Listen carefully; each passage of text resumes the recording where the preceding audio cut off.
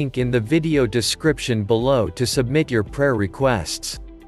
1. Sitting before the priest sits. In the Mass, the celebrating priest is the representative of Christ in that Mass, and it is inappropriate for the congregants to sit before he does.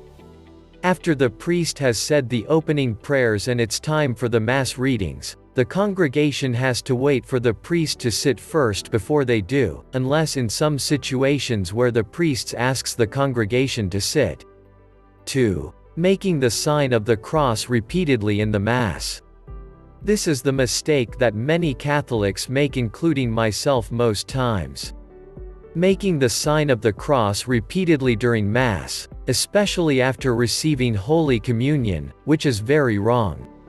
The sign of the cross is made at only two parts of the Mass, in the beginning and at the end. 3. Genuflecting with the left knee. During the Passion of Christ, the Roman soldiers knelt with their left knee to Jesus, but they were actually mocking him.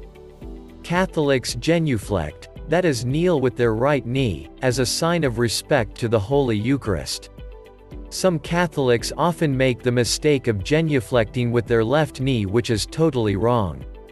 4. Meeting the priest for blessing immediately after the Mass. The priest has already pronounced words of blessings in the Mass at the concluding rite just before the end of the Mass. So there is no need meeting him for personal blessings after he has recessed out of the church. 5. Leaving the church before the priest. It is appropriate for you to wait for the priest to completely recess out of the church before you can follow suit, but unfortunately many Catholics leave the Mass immediately after the post-communion prayers and some immediately after the Mass while the priest is yet to leave. Please be a Catholic in practice, not just by mere words. God bless you and thank you for